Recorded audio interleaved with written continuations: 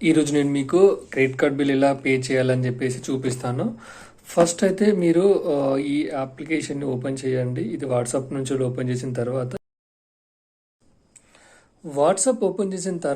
మనకి ఇక్కడ క్రెడిట్ సంబంధించిన చార్ట్ ఉంటుంది, అది ఓపెన్ చేద్దాము. సో దట్ ఇక్కడ మనకి payment for SBI credit card అనేది నేను ఓపెన్ చేశాను. ఇక్కడ మనకి total amount and minimum amount అని చెప్పేసి అమౌంట్ కనిపిస్తుంది. నేను టోటల్ అమౌంట్ అని సెలెక్ట్ చేశాను. దీని తర్వాత మనకి నెక్స్ట్ పేజ్ ఓపెన్ అవుతుంది. ఇక్కడ మనకి 2 బ్యాంక్స్ ఉన్నాయి, ఒకటి హెచ్డిఎఫ్సి అండ్ ఇంకొకటి స్టేట్ బ్యాంక్ ఆఫ్ ఇండియా. నేను హెచ్డిఎఫ్సి సెలెక్ట్ చేసుకొని పే ఇన్స్టెంట్లో అని చెప్పేసి క్లిక్ చేస్తున్నా. ఇక్కడ మనకి పాస్వర్డ్ పేజ్ ఓపెన్ అవుతుంది. దాని తర్వాత మనకి ఇక్కడ your payment so and so amount successful అని చెప్పేసి కనిపిస్తుంది. అండ్ మనం ఇక్కడ ఎంతైతే అమౌంట్ పే చేసామో దాని రిలేటెడ్ మనకి ఇక్కడ క్రెడిట్ పాయింట్స్ అనేటివి కూడా మనకి యాడ్ అవుతూ ఉంటుంది. సో ఒకసారి మనము దాని తర్వాత మనకి ఇక్కడ విన్ క్యాష్ బ్యాక్ అని చెప్పేసి కనిపిస్తుంది.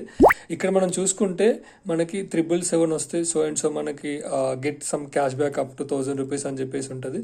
మనం ఇక్కడ స్పిన్ అని చెప్పి బటన్ ఉంటుంది, దాన్ని క్లిక్ చేసిన తర్వాత ఇక్కడ మనకి ఫస్ట్ అటెంప్ట్లో నాకు యు విన్ సంథింగ్ కాయిన్స్ అని చెప్పి 187 చూపిస్తుంది.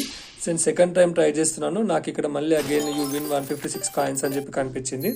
థర్డ్ టైం ట్రై చేస్తాను, ఇక్కడ నాకు 777 వచ్చేసి 4 రూపీస్ క్యాష్ బ్యాక్ వచ్చింది. అండ్ దెన్ మళ్ళీ ట్రై చేస్తున్నాను, ఇక్కడ నాకు అగైన్ మళ్ళీ you win 4 rupees cash back అని చెప్పేసి వచ్చింది. అండ్ లాస్ట్ అటెంప్ట్ ఉంది, మళ్ళీ ట్రై చేస్తున్నాను. ఇక్కడ వచ్చేసి నాకు లాస్ట్ అటెంప్ట్లో 146 అని చెప్పేసి కనిపిస్తుంది కాయిన్స్.